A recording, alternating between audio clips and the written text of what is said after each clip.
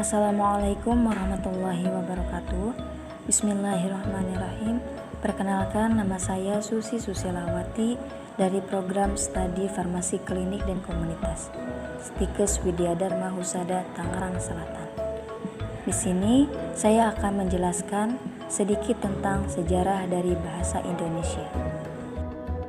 Baik, langsung saja kita ke materi pembahasan sejarah bahasa Indonesia. Sejarah bahasa Indonesia ini berawal dari Sumpah Pemuda pada tanggal 28 Oktober 1928. Bahasa Indonesia mempunyai fungsi majemuk, yaitu menjadi bahasa persatuan, bahasa negara, bahasa resmi, bahasa penghubung antar individu, bahasa pergaulan, dan yang tak kalah penting sebagai bahasa pengantar di semua sekolah di Indonesia. Di dalam periode sebelum Sumpah Pemuda ada beberapa periode, di antaranya yaitu yang pertama munculnya Island Orderlies, yang kedua ada penyusun bahasa Melayu, dan yang ketiga ada bahasa Melayu. Kemudian ada beberapa periode Sumpah Pemuda pada tahun 1928, Proklamasi Kemerdekaan Republik Indonesia 1945, yaitu di antaranya yang pertama ada Trisaksi Sumpah Pemuda, yang kedua ada Pujangga Baru, yang ketiga ada Kongres Sumpah Pemuda, yang keempat ada penetapan bahasa Indonesia, dan yang terakhir ada munculnya Angkatan 45. Pada periode Proklamasi Kemerdekaan Republik Indonesia 1945 sampai sekarang, ternyata ada beberapa peristiwa yang terjadi pada periode ketiga ini, di mana yang diuraikan oleh Alex pada tahun 2010 sebagai berikut.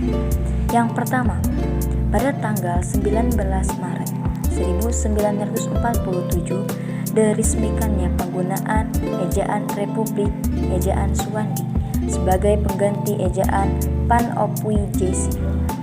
Yang kedua, Kongres Bahasa Indonesia II di Medan pada tanggal 28 Oktober sampai 2 November 1954.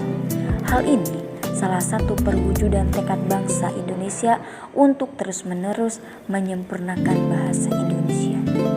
Yang ketiga, pada tanggal 16 Agustus 1972, H.M. Soeharto, Presiden Republik Indonesia, meresmikan penggunaan ejaan bahasa Indonesia yang disempurnakan oleh EYD sebagai pengganti ejaan sebelumnya.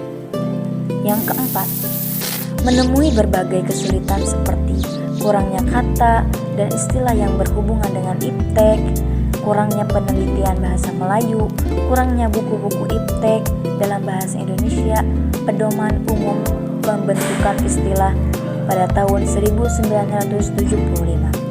Dan yang terakhir, pada Kongres Bahasa Indonesia III pada tanggal 28 Oktober sampai 2 November 1978 di Jakarta.